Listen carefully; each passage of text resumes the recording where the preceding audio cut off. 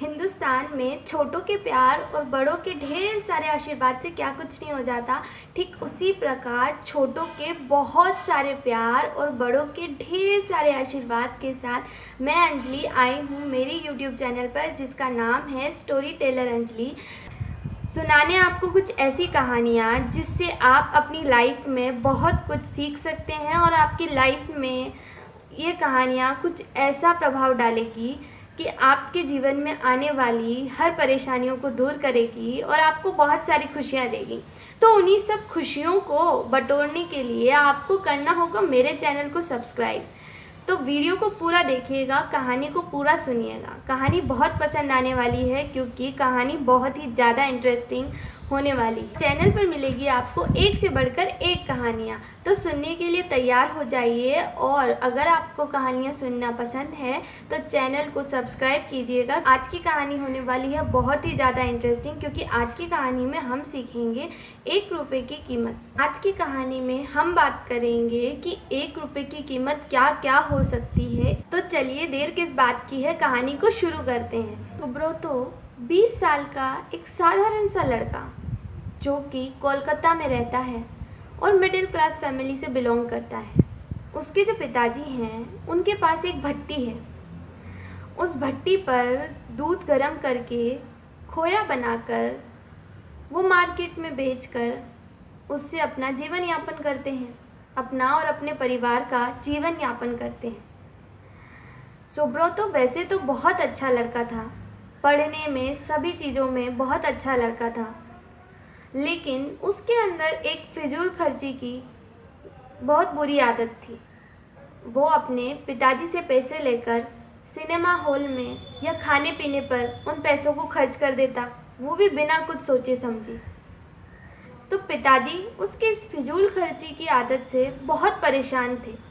एक दिन जब सुब्रतो शाम को घर लौटा तो पिताजी ने सुब्रतो को बुलाया और उससे कहा कि बेटा, फिजूल खर्ची करना बहुत गलत बात है। तुम जो ऐसे बिना कुछ सोचे समझे पैसों को उड़ा देते हो वो सही बात नहीं है।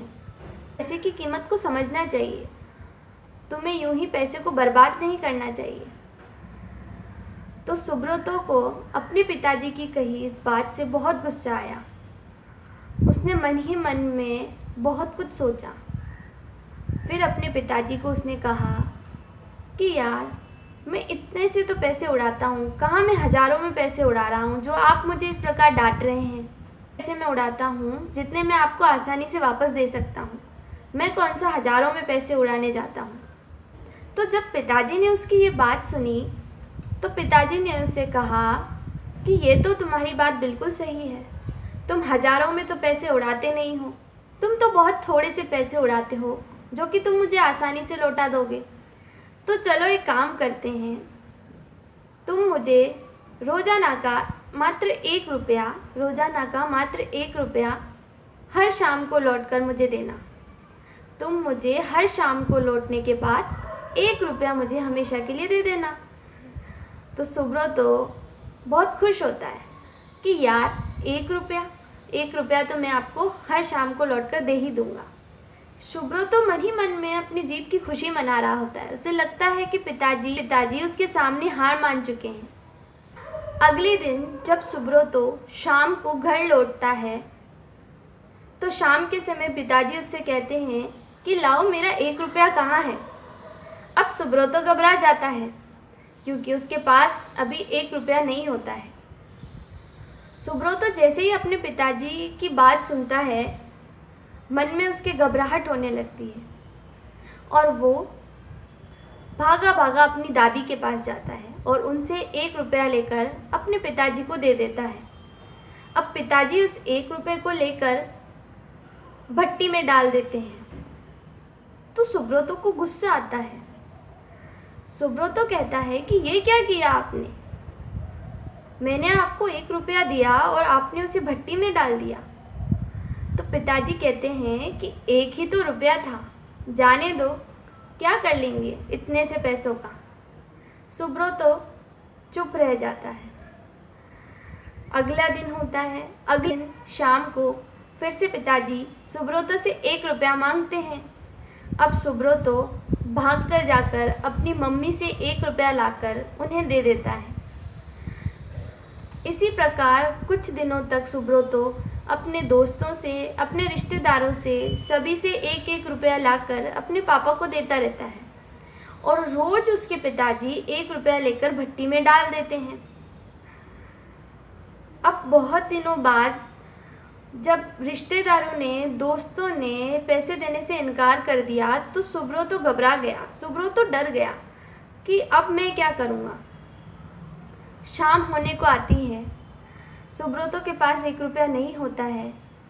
उसे बहुत शर्मिंदगी लगती है कि क्या मैं 1 रुपया भी घर जाकर नहीं दे पाऊँगा। शाम होने लगती है, उसे बहुत शर्मिंदगी होती है कि अगर मैं 1 रुपया भी अपने पिताजी को नहीं दे पाया तो उनके सामने मैं कैसे जा सकता हूँ। सुब्रतो बैठकर इस बारे में सोचने लगता है। तभी उसे दूर एक मज़दूर दिखाई देता है जो कि बहुत बूढ़ा होता है और कुछ सामान ढो रहा होता है और थक चुका होता है। सुब्रतो भागकर उसके पास जाता है और बोलता है कि यार, क्या मैं आपका ये काम कर सकता हूँ? बदले में आप सिर्फ मुझे 1 रुपया दे दीजिएगा। मज़दूर बहुत खुश हो जाता है। सुब्रतो को लगता है कि यार, इतना सा सामान है, इसे मैं आसानी से दूसरी जगह पहुँचा दूँगा। सुब्रतो उस सामान को ढोता है, तब उसे पता चलता है कि मेहनत क्या होती है। सामान को ढोते हुए उसके हाथ में छाले पड़ जाते हैं, उसके पैर दुखने लग जाते हैं, पर 1 रुपया कमाने के लिए उसे ये करना बहुत ज़रूरी था। समय निकला जा रहा था, घर जाना था, पिताजी को 1 रुपया देना था। आखिर में सुब्रतो जैसे तैसे कर उस सामान को निश्चित जिस जगह पहुंचाना था वहां पहुंचा देता है और वो मज़दूर उसे 1 रुपया दे देता है। सुब्रतो खुशी खुशी अपने घर को लौटता है। उसके पैर बहुत दुख रहे होते हैं और उसके हाथ में छाले पड़े हुए होते हैं। जब वो घर पहुंचता है तो पिताजी को अपने सामने देखता है। पिताजी रोज़ की तरह उससे कहते हैं कि कहाँ है मेरा 1 रुपया। तो सुब्रतो 1 निकाल कर जल्दी से अपने पिताजी के हाथ में रख देता है और बहुत खुश होता है। अब पिताजी 1 रुपया लेते हैं। सुब्रतो बहुत खुश होता है और रोज़ाना की तरह पिताजी उस 1 रुपये को भट्टी में डालने ही वाले होते हैं कि सुब्रतो उनका हाथ पकड़ लेता है और कहता है, आप क्यों इस 1 रुपये को भट्टी में डाल रहे हो? तो पिताजी कहते हैं कि 1 ही तो रुपया है, रोज़ डालता हूँ, आज भी डालूँगा। तो सुब्रतो कहता है, आप ऐसा नहीं कर सकते हो, ये मेरे मेहनत की कमाई है।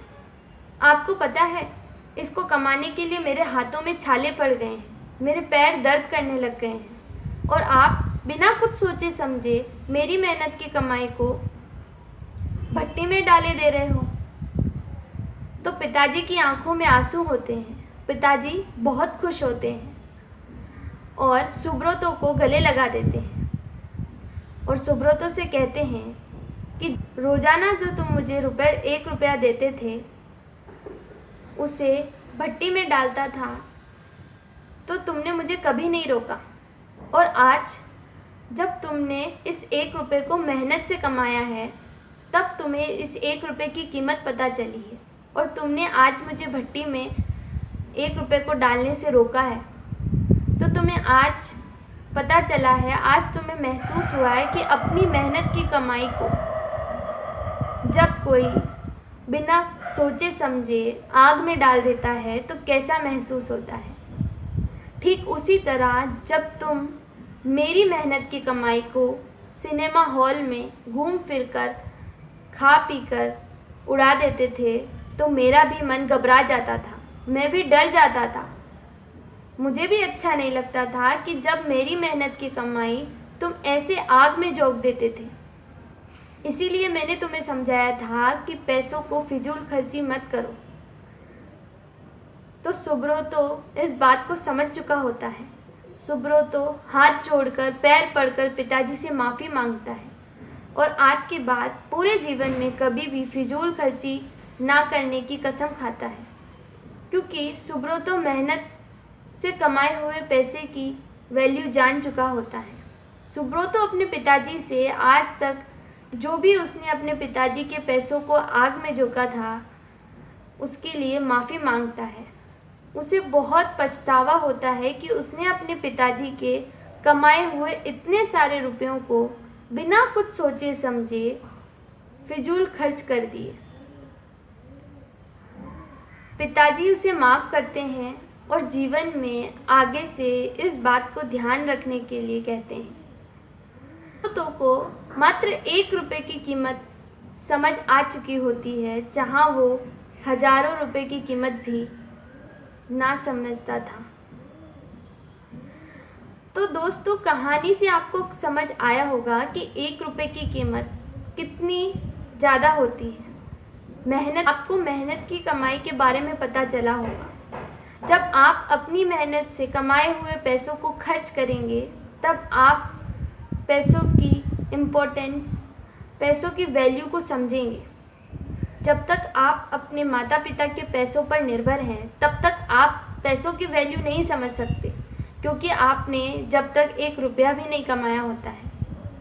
जब आप घर से निकलकर 1 रुपये की कमाई कर कर आएंगे तब आपको उन सारे रुपयों का हिसाब पता चलेगा जो आपने अपनी ज़िंदगी में खर्च किए हैं।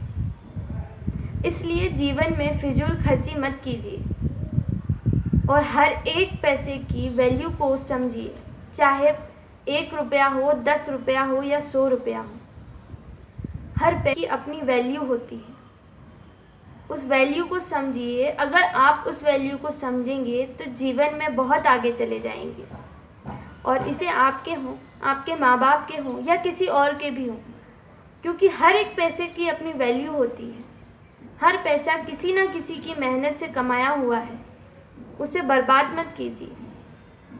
पसंद आई हो तो चैनल को सब्सक्राइब कीजिएगा, और भी ज़्यादा पसंद आई हो तो वीडियो को लाइक कीजिएगा, और उससे भी ज़्यादा पसंद आई हो तो चैनल को अपने दोस्तों परिवार में शेयर कीजिएगा।